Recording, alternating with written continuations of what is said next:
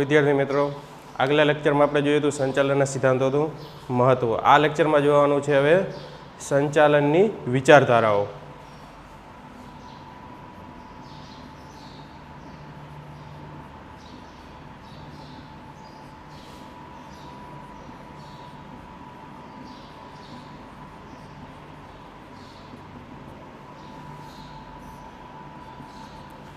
સંચાલનની વિચારધારાઓ તો આમ બે છે, બરાબર. પ્રશિષ્ટ વિચારધારા અને નવપ્રશિષ્ટ વિચારધારા. સંચાલન ક્ષેત્રે થયેલા વિવિધ સંશોધનો, અભ્યાસો અને પરિણામોના આધારે સંચાલનની વિચારધારાઓનો વિકાસ થયો છે, બરાબર. આ સંચાલનની જે વિચારધારા છે, આ સંચાલનની વિચારધારાનો વિકાસ કેવી રીતના થયો તો કે વિવિધ સંશોધનો, અભ્યાસો અને પરિણામોના આધારે જે આપણા બધાએ, બરાબર, संचालन शास्त्रियों है, तज्ञों है कि जी फ्रेडरिक टेलर है, मैक्स वेबर है, गिलबर्ट, हेनरी फियोल, हेनरी गेंट, बराबर, सीके प्रहलाद, आ बधाए लेखकों अथवा तो आ बधाए संचालन शास्त्रीय पोताना अभ्यास, बराबर, पोताना संशोधन और पोतानी तालीमना आधारे शुं कर्युं है तो कि आ संचालननी विचारधारानो विकास थयो छे. समय अनुसार दरेक विचारधाराओ तेना विशिष्ट दृष्टिबिंदुनी रजूआत है, बराबर. समय अनुसार दरेक जे विचारधारा है समय प्रमाणे एना दृष्टिबिंदु प्रमाणे एक प्रकारनी शुं है तो कि विचारधारा रजू थयेली छे. आ विचारधाराओमां अनेक संचालन शास्त्रीओए अलग अलग मत आपी जुदा जुदा सिद्धांतो आप्या छे. आ संचालननी विचारधाराओमां पण, बराबर, जे आपणा बधाय संचालन शास्त्रीयता पोताना संचालन शास्त्र पोताना विचार प्रमाणे आ बधी विचारधाराओ तो कि जुदी जुदी आपेली है, बराबर. फ्रेडरिक टेलर हो तो एनी प्रकारनी आपेली होय, मैक्स वेबर है तो एनी प्रकारनी आपेली है, बराबर है. तो ए ज रीते जे आटला बधा संचालन शास्त्रीओए पोताना विचार प्रमाणे पोताना मत प्रमाणे तो कि जुदी जुदी विचारधाराओ रजू करेली है, बराबर. बधा संचालन शास्त्रीओनी तो कि एक सरखी विचारधाराओ है नहीं. तेथी तेमां पण अनेक शाखाओ अने प्रशाखानो विचार थयो. आ विचारधाराओमां पण शाखा अने प्रशाखा એટલે કે ડાળી અને એની પાછી બીજી પેટા ડાળી, બરાબર, એ રીતે શાખા અને પ્રશાખાનો વિકાસ થયો છે. તેને સંચાલનની વિચારધારા અથવા તો અભિગમ પણ કહે છે, બરાબર. આ રીતે આપણા જુદા જુદા સંચાલન શાસ્ત્રીઓ પોતાના જુદા જુદા મત પ્રમાણે જે જુદા જુદા સિદ્ધાંતો રજૂ કર્યા છે અને એમાં તો કે અનેક શાખાઓ અને એની પ્રશાખાઓ આવેલી છે, તો એને આ સંચાલનના વિચારધારા કહે છે. સંચાલનની વિચારધારા હોય તો કે कुल केटली है बे, बराबर. प्रशिष्ट विचारधारा अने नवप्रशिष्ट विचारधारा. एम आपणे पहली विचारधारा प्रशिष्ट विषे शीखीशुं.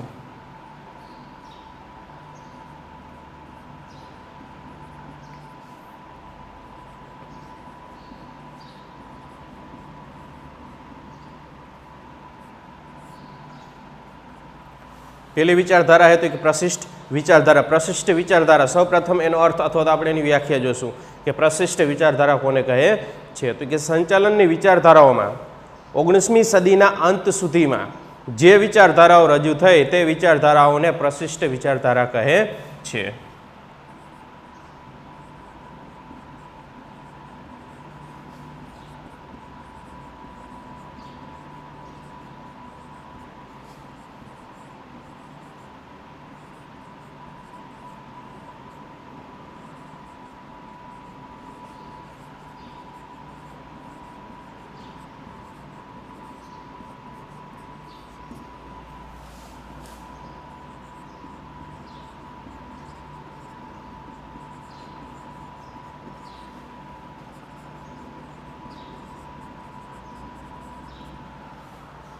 ओगनीसमी सदीना अंत सुधी एटले के 19મી सदी पहला जी बधी, बराबर है, विचारधाराओ रजू थई एने प्रशिष्ट विचारधारा कहेवामां आवे छे. दाखला तरीके 1855 होय, 1860 होय, 1870 होय अथवा तो 1770 होय, 1757 होय कि गमे XYZ, पण टूंकमां तो कि 1900 थी जी कोई पण साल होय ए बधी साल केवी होवी जोईए तो 1900 थी ओછી होवी जोईए अथवा तो 1900 थी नीचे होवी जोईए. ई सालमां जे बधी विचारधाराओ रजू थई एने कहेवाय प्रशिष्ट विचारधारा कहेवामां आवे छे. प्रशिष्ट विचारधाराना मुख्य प्रणेता संचालन शास्त्रीओ तो कि Frederick Taylor, Max Weber, Gilbert, Henry Gantt अने हेनरी फियोल छे, बराबर. आना मुख्य प्रणेता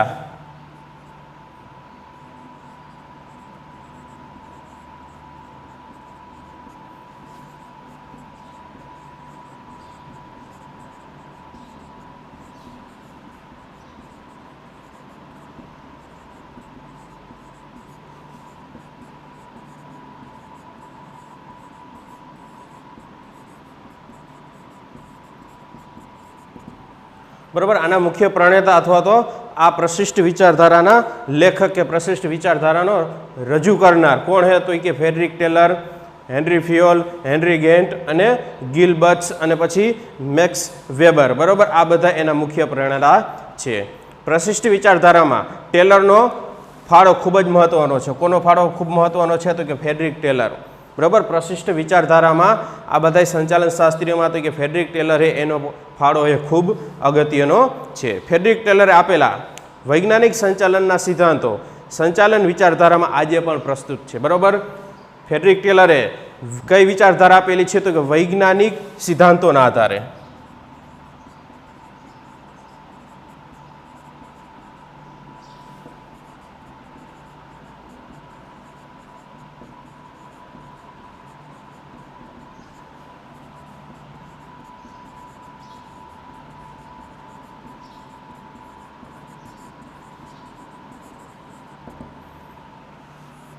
ફ્રેડરિક ટેલરે કયા સિદ્ધાંત આધારે આપણે વિચારધારા રજૂ કરી છે તો વૈજ્ઞાનિક સંચાલનના સિદ્ધાંતોના આધારે એને પોતાની વિચારધારા એ રજૂ કરેલી છે. અને એની વિચારધારા તો કે અત્યારના સમયમાં પણ હજુ ચાલે છે. હજી સંચાલન જ્યાં થતું હોય અહીંયા એના સંચાલનના અમુક સિદ્ધાંતો એ હજી તમને ફ્રેડરિક ટેલરના જોવા મળે છે. વૈજ્ઞાનિક સંચાલનનો અભિગમ રૂઢિગત પદ્ધતિઓને બદલે સમય અને ગતિના નિરીક્ષણ દ્વારા વૈજ્ઞાનિક રીતે રજૂ થયેલા સિદ્ધાંતોને અપનાવવાની તરફેણ કરે છે. આ વૈજ્ઞાનિક સંચાલનનો સિદ્ધાંત છે. બરાબર. શેની રજૂઆત કરે તો કે સમય અને ગતિના આધારે. બરાબર. જે સમય આવે ત્યારે એમાં એ પ્રકારનું પરિવર્તન કરો અને એના દ્વારા બરાબર આ સંચાલનના વિચારધારાની એને રજૂઆત કરી છે. બરાબર. ફરીથી એકવાર વૈજ્ઞાનિક સિદ્ધાંત શું રજૂ કરે અથવા તો કેવી રીતના રજૂ કરવામાં આવે તો કે સમય અને ગતિ નિરીક્ષણ દ્વારા જે સંચાલનના વૈજ્ઞાનિક સિદ્ધાંતો છે બરાબર છે એની પોતે રજૂઆત કરે છે. એટલે કે સમય અને ગતિના આધારે જે સમય હોય બરાબર સમય પરિવર્તન થયું તો આપણે સંચાલનના સિદ્ધાંતમાં પણ શું કરવું પડે તો કે પરિવર્તન કરવું પડે છે. બરાબર. સમય અને ગતિના આધારે વૈજ્ઞાનિક સિદ્ધાંત બરાબર રજૂ કરવાની એને તરફેણ કરેલ છે. વૈજ્ઞાનિક સંચાલનના સિદ્ધાંતોનું મુખ્ય પ્રદાન તો કે વ્યવસ્થાતંત્રમાં વિશિષ્ટીકરણ, ઉત્તેજક વેતન પ્રથા, જવાબદારી અને કાર્યની વૈજ્ઞાનિક વહેંચણી બાબતે રહેલું છે. વૈજ્ઞાનિક સંચાલનના સિદ્ધાંતોનું મુખ્ય પ્રદાન એટલે કે મહત્વ. બરાબર. મુખ્ય મહત્વ વૈજ્ઞાનિક સંચાલનના સિદ્ધાંતોનું મુખ્ય મહત્વ શેમાં રહેલું છે તો કે વ્યવસ્થાતંત્ર દ્વારા ઉત્તેજક વેતન પ્રથા.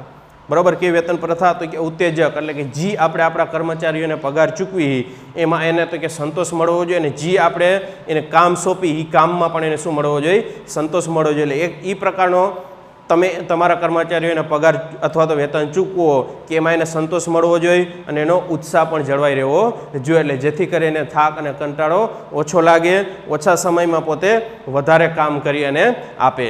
પછી તો કે વ્યવસ્થાતંત્ર એ પણ એક વિશિષ્ટ પ્રકારનું હોવું જોઈએ. આખું જે આપણી વ્યવસ્થાનું જે માળખું હોય બરાબર એ એક આખું અલગ પ્રકારનું હોવું જોઈએ. જવાબદારી અને કાર્યની વહેંચણી અને કાર્યની વહેંચણી એ પણ વૈજ્ઞાનિક દ્રષ્ટિકોણના આધારે થવી જોઈએ કે જે કર્મચારીને જે કામ આવડે એ જ કામ એ કર્મચારીને સોંપવું. બરાબર. એના સિવાયનું અન્ય કામ તમે એ કર્મચારીને સોંપશો તો જે તમે ધ્યેય સિદ્ધ કરવા માગતા હશો એ ધ્યેય સિદ્ધ થશે નહીં. કામ પણ યોગ્ય સમયે પૂરું કરશે નહીં અને કામ પણ સારું થશે નહીં. એટલે જવાબદારી અને કાર્યની વહેંચણી એ પણ વૈજ્ઞાનિક દ્રષ્ટિકોણના આધારે કરો. પ્રશિષ્ટ વિચારધારામાં હેનરી ફિયોલનું પ્રદાન પણ નોંધપાત્ર રહ્યું છે. બરાબર. પ્રશિષ્ટ વિચારધારામાં હેનરી ફિયોલ એનો પણ ફાળો તો કે અતિ મહત્વનો રહેલો છે. તેમણે સંચાલનના સામાન્ય સિદ્ધાંતો આપી સંચાલન વિચારધારામાં મહત્વનું યોગદાન આપ્યું છે. બરાબર. એને કયા સિદ્ધાંત આપ્યો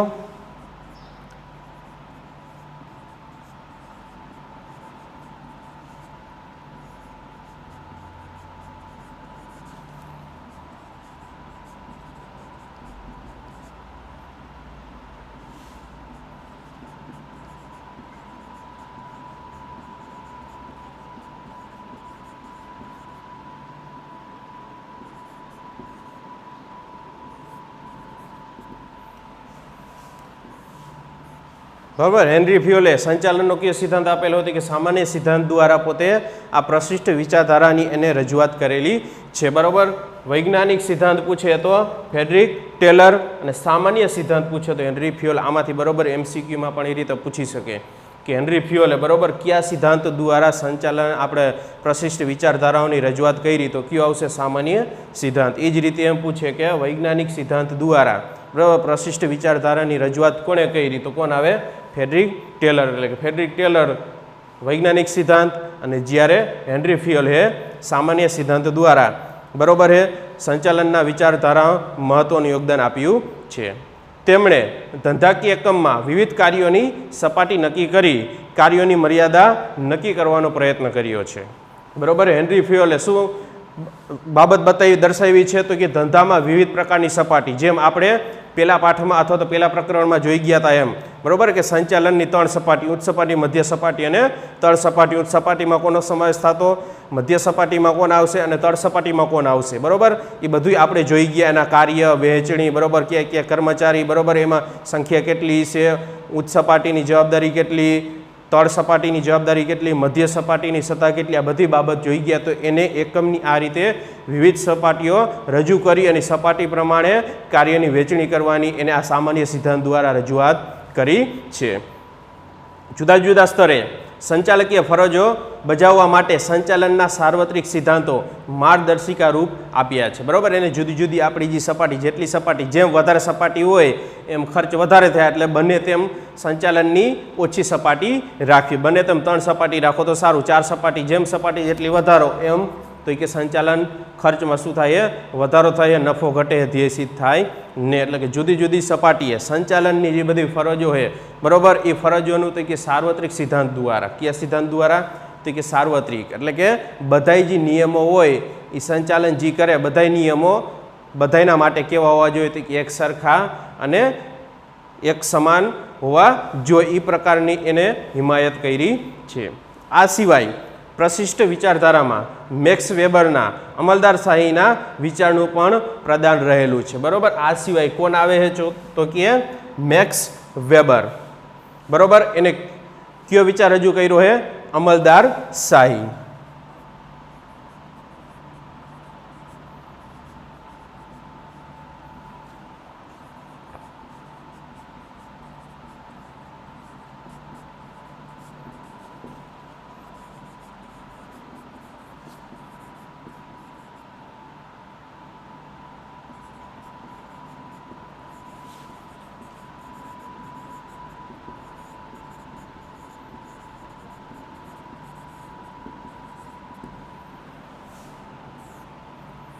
બરાબર. મેક્સ વેબરે તો કે અમલદારશાહીના વિચારનું પણ એને પ્રદાન રજૂ કરેલું છે. 19મી સદીના અંત સુધી ઔદ્યોગિક ક્રાંતિને પરિણામે ધંધાકીય એકમોનું સ્વરૂપ અને કદ બદલાવા લાગ્યા, બરાબર. ક્યાં સુધી? તો કે 19મી સદીના અંત સુધી. એટલે કે જ્યારે 19મી સદી પૂરી થવા ઉપર હતી ત્યારે જે આપણા ધંધાકીય એકમો હતા એના કદ અને સ્વરૂપમાં શું આવવા માંડ્યું? તો કે ફેરફાર થવા માંડ્યા. જે નાના એકમો હતા એ મોટા એકમો થયા, બરાબર. મોટા એકમો હતા એ અતિશય મોટા થયા, એટલે કે એને કંપની સ્વરૂપ ધારણ કર્યું. કંપની સ્વરૂપમાં તો કે વિશાળ જમીનની જરૂર પડે, વિશાળ મૂડીની જરૂર પડે, બરાબર. મોટા મોટા યંત્રોની જરૂર પડશે, મોટી સંખ્યામાં તો કે કર્મચારીઓની જરૂર પડશે. એટલે કે એક કામ એક વ્યક્તિથી થશે, બધાય કામ એક વ્યક્તિથી થશે ને. એટલે કે એક કામ એક વ્યક્તિને અલગ એ રીતે સોંપી દેવામાં આવે. એટલે અહીંયાથી આખા ધંધાના સ્વરૂપમાં શું થયો? બદલાવ થયો. કઈ સદીના અંત સુધીમાં? કે 19મી સદીના અંત સુધીમાં ઔદ્યોગિક ક્રાંતિ આવી, એટલે કે આપણા જે ઉદ્યોગ હતા એના કદ અને સ્વરૂપ બેયમાં શું થયો? તો કે પરિવર્તન થયું.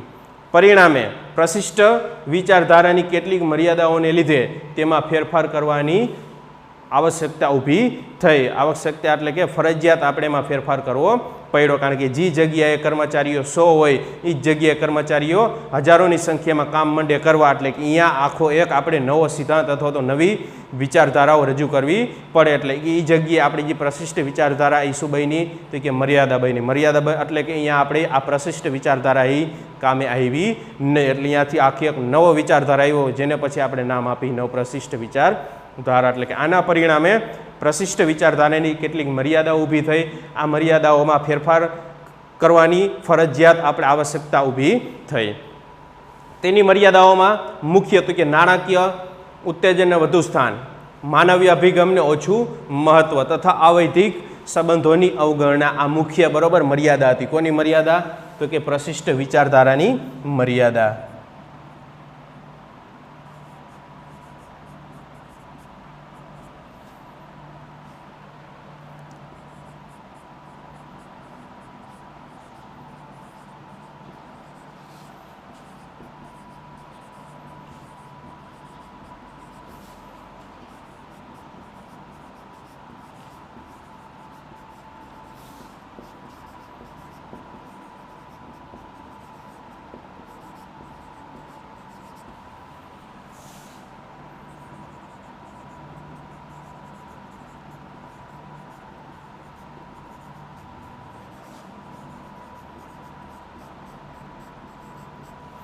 બરાબર એ રીતે એક માર્કમાં પણ અથવા તો એક વાક્યના પ્રશ્નમાં પૂછે, બરાબર છે કે સંચાલનની પ્રશિષ્ટ વિચારધારાઓની મર્યાદા જણાવો. તો કઈ આવશે તો કે નાણાકીય ઉત્તેજનને વધુ સ્થાન, એટલે કે જ્યાં આપણું જે ધંધાકીય ઉદ્યોગ હતો એને કંપની સ્વરૂપ ધારણ કર્યું હતું, અહીંયા વિશાળ પ્રમાણમાં મૂડીની જરૂર પડશે, નાણાંની જરૂર પડશે, અને યાર વધારે મહત્વ કોને આપવામાં આવે તો કે નાણાંને વધારે મહત્વ આપવામાં આવે છે. પછી તો કે માનવીય અભિગમને ઓછું મહત્વ, એટલે કે અહીંયા માનવીઓનું વધારે કામ રહેતું નથી, કારણ કે માનવીઓનું સ્થાન કોણ લઈ લે? યંત્રો લઈ લે. એટલે કે અહીંયા માનવીઓનું જે મહત્વ એ છે અથવા માનવ શ્રમ છે એ ઓછો અહીંયા રાખવામાં આવે છે. એટલે કે અહીંયા માનવીય અભિગમને ઓછું મહત્વ. પછી અવૈધિક સંબંધોની અવગણના, એટલે કે અહીંયા તમારા સંબંધો ફક્ત ક્યાં તો કે કામ પૂરતા જ, કામ તમારે અહીંયા પૂરું, એટલે બીજો કોઈ સંબંધ નહીં. જ્યાં સુધી તમે અહીંયા કામ કરો, નોકરી કરો, બરાબર, રોજગારી મેળવો ત્યાં સુધીનો જ અને કામ પૂરતો જ સંબંધ, એનાથી વધારાનો સંબંધ નહીં. એટલે કે અવૈધિક સંબંધોની અહીંયા અવગણના થાય, એટલે કે કામ પૂરતો જ, બરાબર. આ હતી એની પ્રશિષ્ટ વિચારધારાની મર્યાદા, બરાબર. 2 માર્કમાં પૂછે કે સંચાલનની પ્રશિષ્ટ વિચારધારાઓ, તો તમારે બરાબર રીતે લખવું પડે કે 19મી સદીના અંત સુધીમાં જે વિચારધારાઓ રજૂ થઈ અને સંચાલનની પ્રશિષ્ટ વિચારધારાઓ કહે છે. પછી એના પ્રણેતા, પછી વૈજ્ઞાનિક સિદ્ધાંત કે ફ્રેડરિક ટેલરે, પછી સામાન્ય સિદ્ધાંત કે હેનરી ફિયોલે, પછી અમલદારશાહી કોને રજૂ કરી હતી કે મેક્સ વેબર, અને પછી જ્યારે 19મી સદીના અંત સુધી, બરાબર, ઔદ્યોગિક ક્રાંતિ થઈ એટલે આપણી પ્રશિષ્ટ વિચારધારા એક મર્યાદા બની. તો એ મર્યાદાઓ કઈ તો કે નાણાકીય ઉત્તેજનને વધુ સ્થાન, પછી માનવીય અભિગમને ઓછું મહત્વ અને અવૈધિક સંબંધોની અવગણના. આટલી બાબત તમારે લખવી પડે.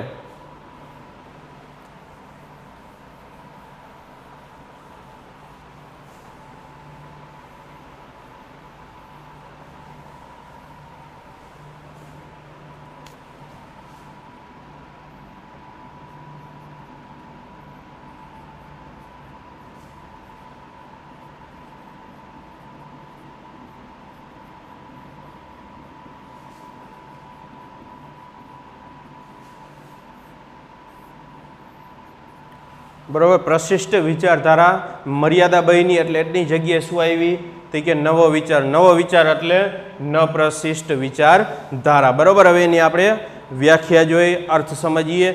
તો કે સંચાલનની પ્રશિષ્ટ વિચારધારાની કેટલીક ખામીઓને દૂર કરવા માટે સંચાલન શાસ્ત્રીઓએ તેમાં સુધારા કરી અને નવા અભિગમને પ્રસ્થાપિત કર્યા, જેને નવપ્રશિષ્ટ વિચારધારા કહે છે. એટલે કે આપણી જે જૂની વિચારધારા હતી પ્રશિષ્ટ વિચારધારા, એમાં એને શું કર્યા તો કે થોડાક એવા સુધારા વધારા કર્યા. એ સુધારા વધારા કરી અને એની જગ્યાએ તો કે નવો વિચારધારા રજૂ કર્યું, એને તો કે નવપ્રશિષ્ટ વિચારધારા કહેવામાં આવે છે. ઓમ વિચારધારા આપણી જોઈ તો કે જૂની જ, પણ એમાં શું કર્યા તો કે સુધારા વધારા કર્યા, કારણ કે સમય બદલાણો, બરાબર, એ ધંધાનું સ્વરૂપ બદલાઈ ગયું એટલે એમાં શું કર્યા તો કે થોડાક ફેરફાર એને કર્યા.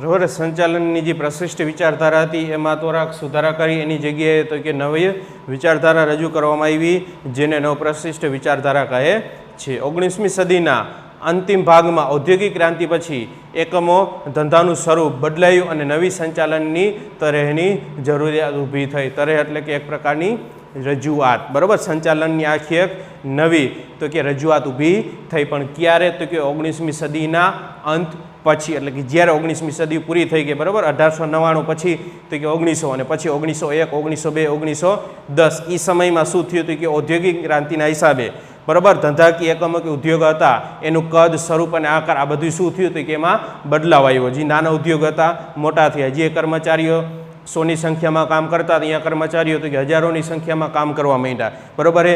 જ્યાં નાનકડું મકાન હતું અને અહીંયા ઉદ્યોગ ચલાવવામાં આવતું એની જગ્યાએ તો કે વિશાળ, બરાબર હે, મોટા મોટા કારખાના, બરાબર, મોટા મોટા યંત્ર એનું સ્થાન લઈ લીધું. તો અહીંયા એક નવી વિચારધારાની શું કરવામાં આવી તો કે ફરજિયાત રજૂ કરવામાં આવ્યું અથવા તો નવું સંચાલનની તરહ ઊભી થઈ. 20મી સદીની શરૂઆતમાં ઓસ્ટ્રેલિયન ઔદ્યોગિક મનોવૈજ્ઞાનિક એલન્ટ મેયોના હોર્થોન પ્રયોગોએ આ વર્તનવાદી વિચારધારાને જન્મ આપ્યો. બરાબર. કોણે તો કે 19મી સદીની શરૂઆતમાં, સોરી 19 ને 20મી સદી,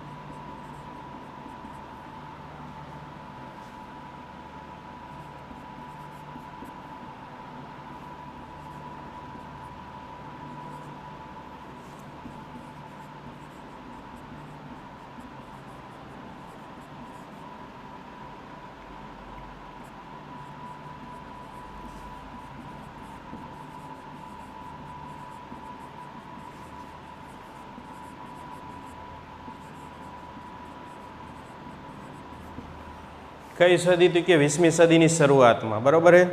20મી સદી એટલે તો કે 1901, 1902, 1903, 4 જે બધી 1950 આવતી હોય, બરાબર, 1947, બરાબર, આપણો ભારત આઝાદ થયો, આ બધી સાલ એટલે તો કે 20મી સદીની શરૂઆતમાં. બરાબર. ક્યાંના તો કે ઓસ્ટ્રેલિયાના એટલે કે ઓસ્ટ્રેલિયન, બરાબર. ક્યાં મનોવૈજ્ઞાનિક તો કે ઔદ્યોગિક મનોવૈજ્ઞાનિક એટલે કે એનો મનોવૈજ્ઞાનિકનો વિષય કયો તો કે ઉદ્યોગને લગતો એટલે કે એમાં જે બધા કામ કરતા કર્મચારી સંચાલકો, બરાબર, એનું તો કે એનો મનોવૈજ્ઞાનિક એને અભ્યાસ કરવાનો એટલે માટે ઔદ્યોગિક મનોવૈજ્ઞાનિક. નામ શું એ તો કે એલ્ટન મેયોના હોર્થોન. બરાબર. ફરીથી એકવાર એલ્ટન મેયોના હોર્થોન, બરાબર. પ્રયોગો દ્વારા કયો એને વિચારધારા રજૂ કરી તો કે વર્તનવાદી વિચારધારા એને રજૂ કરી છે. ફરીથી એકવાર તો કે 20મી સદીની શરૂઆતમાં ઓસ્ટ્રેલિયન ઔદ્યોગિક મનોવૈજ્ઞાનિક એલ્ટન મેયોના હોર્થોને, બરાબર હે, કયો વિચાર રજૂ કર્યો હોય તો કે વર્તનવાદી વિચાર દ્વારા એક આખી નવી વિચારધારાને એને જન્મ આપેલો છે. તેથી એલ્ટન મેયોનાને નવપ્રશિષ્ટ વિચારધારાના પ્રણેતા કહે છે. બરાબર હે. નવપ્રશિષ્ટ વિચારધારાના પ્રણેતા તો કે એલ્ટન મેયોના હોર્થોન. બરાબર. ઓલું આપણે જોયું હતું પ્રશિષ્ટ વિચારધારાના પ્રણેતા કોણ હતા તો કે ફ્રેડરિક ટેલર. એ જ રીતે નવપ્રશિષ્ટ વિચારધારાના પ્રણેતા કોણ છે? એલ્ટન મેયોના હોર્થોન. બરાબર. એને નવપ્રશિષ્ટ વિચારધારામાં એમાં ખૂબ મહત્વનો ફાળો આપેલો છે. નવપ્રશિષ્ટ વિચારધારા સંચાલન અંગે વર્તનલક્ષી અભિગમ અને જૂથ વર્તન પર ભાર મૂકે. નવપ્રશિષ્ટ વિચારધારા કોની પર ભાર મૂકે તો કે વર્તનલક્ષી અભિગમ અને જૂથ વર્તન.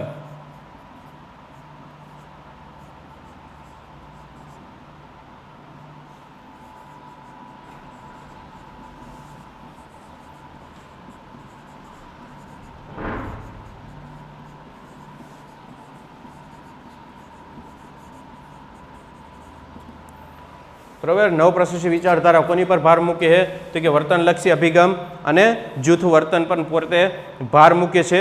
પ્રશિષ્ટ વિચારધારાઓને જ આધાર રાખી નવપ્રશિષ્ટ વિચારધારામાં અવૈધિક વ્યવસ્થાતંત્ર, માનવ વર્તન, માનવ સંબંધ, પ્રેરણા વગેરે તત્વોનો ઉમેરો થયો છે. બરાબર. મેન નવપ્રશિષ્ટ વિચારધારાનો પાયો કઈ તો કોણ છે તો કે પ્રશિષ્ટ વિચારધારા એટલે કે પ્રશિષ્ટ વિચારધારાના પાયા રાખીને જ નવપ્રશિષ્ટ વિચારધારાની શું કરવામાં આવી છે તો કે રજૂઆત કરવામાં આવેલી છે. એટલે કે પ્રશિષ્ટ વિચારધારા, બરોબર, એનો પાયો ગણીને જ નવપ્રશિષ્ટ વિચારધારામાં શેનો ઉમેરો કરવામાં આવ્યો છે તો એ કે અવૈધિક વ્યવસ્થા તંત્ર.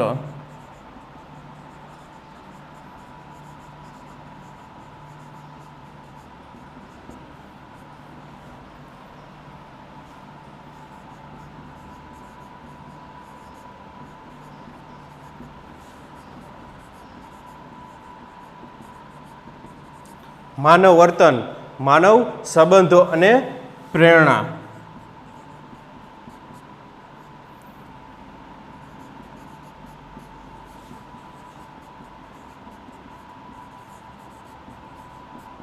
આ બધા તત્વોનો શું કરવામાં આવેલો હોય, ઉમેરો કરવામાં આવેલો છે. પણ મેન પાયો અથવા તો સ્તંભ કોણ તો એ કે પ્રશિષ્ટ વિચારધારા, બરોબર. એના આધારે નવપ્રશિષ્ટ વિચારધારામાં આ બધા તત્વોનો ઉમેરો કરવામાં આવેલો છે. આ વિચારધારામાં મુખ્ય તો કે એલન્ટ, મેયો, રેન્સિસ, લિકર્ટ, હર્ઝબર્ગ, ક્રિસ, આર્ગિરીસ, મેક્સ ગ્રેગર અને માસ્લો મુખ્ય